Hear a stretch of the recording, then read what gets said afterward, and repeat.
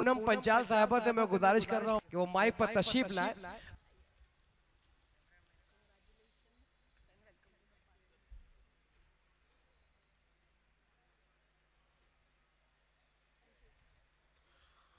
मेरे सभी भाई और बहनों, अस्सलाम वालेकुम।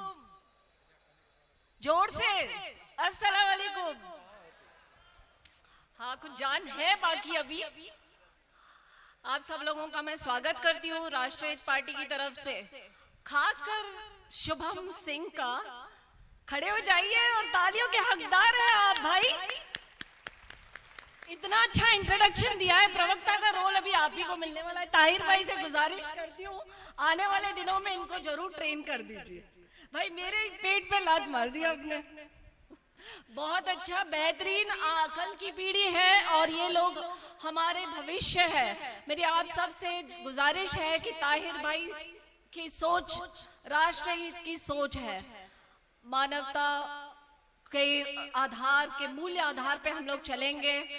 धर्म भेद, बैठ जाइए शुरू।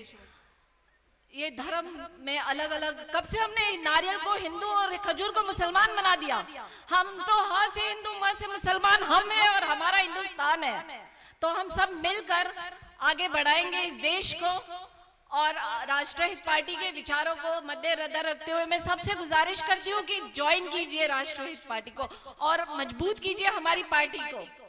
इसी के साथ मैं ताहिर भाई से और आप सबसे इजाजत लेना चाहूंगी। जय हिंद, जय महाराष्ट्र।